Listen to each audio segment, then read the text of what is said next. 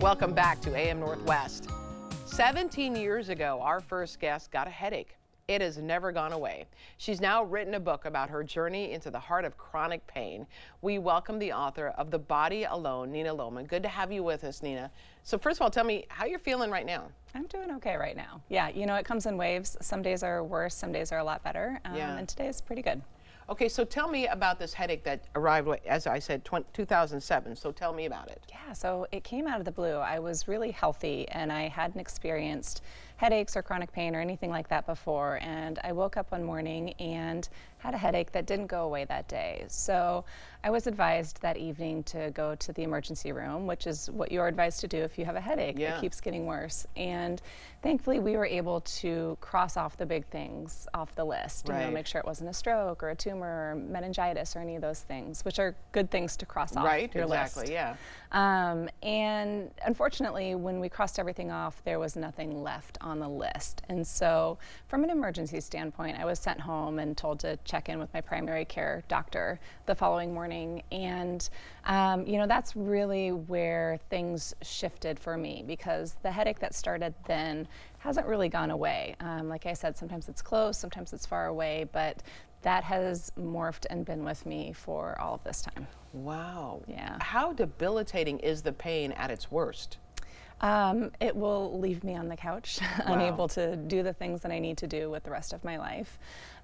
Most of the time I can figure out how to make my way through it. You know, I have children, I have a job, I have a family, I have friends. So I've learned how to cope over the years, but at its worst, it will keep me from everything. And then today, it's a very dull, is it a very dull pain at this point that you've learned to live with? Yeah. Yeah, that's pretty much how I mostly And what operate. about medications? Yeah. I have a toolkit. I have some things that I have amassed over the years that I know will help me, but there are not medications that actually help or touch it. So how have you've gone to many doctors? I have. So tell me about that experience and how they reacted and how you felt you were treated. Yeah, so that was really the impetus for this book, is that I had had a handful of rather traumatic medical experiences, and I knew that I wanted to get those out of my body and onto the page. And so I started writing about them. And you know, this book has really a collection of all of the things that I have tried, all of the people I've met with, as well as my own reflections on that experience. So I've received wonderful care from many people. I have also been incredibly dismissed, and I think that a large part of that dismissal that happens is because I have an invisible illness. I don't look like I'm in pain. I don't look like I have something that is chronic. Right. And you know, something that became so clear with this book and in researching it is that our institutional knowledge has gone one direction, and it has been towards learning about men and male bodies, and there is very clear differences between male bodies and female bodies. What kind of things did doctors say to you that you realized he's just, or she, just dismissed me? I've been told a number of times to try ice packs.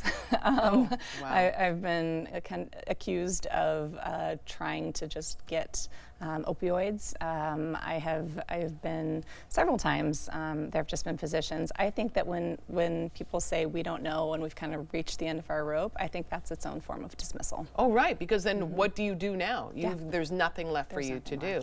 And there's been no diagnosis, right? No one's found out. Yeah, I have something that's called chronic daily headaches or daily persistent headaches, which is exactly what it sounds like. Right. And they don't know what causes it, what makes it go away. There's no cure.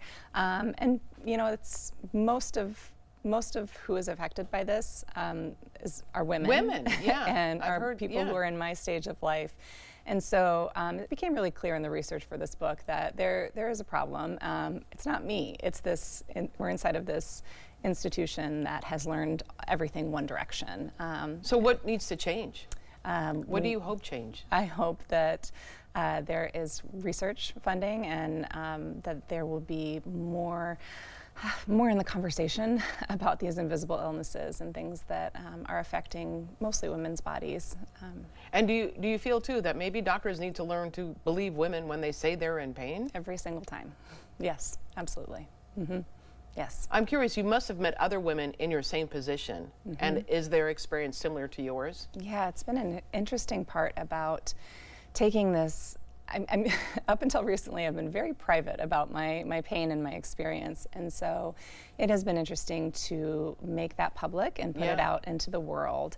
And some of the best feedback I have received from people who have read the book has been when people say that it resonates with them, that they have felt really alone in their pain journey or in their experience of the medical institution. And so it's been, I feel sad when I hear that people that the story resonates with them, they have their own experience, but I also feel this sense of power and possibility that together we have an opportunity to affect some change. Right, to make some changes. You have a book event tonight at Powell's City of Books at 7 p.m. We're going to put all the information on our website at k2.com. The book again is titled The Body Alone, A Lyrical Articulation of Chronic Pain. Nina Lohman, thank you so much. Thank you. And thanks for being brave to talk about it. Thank you. Yes. All right, we'll be right back with more AM Northwest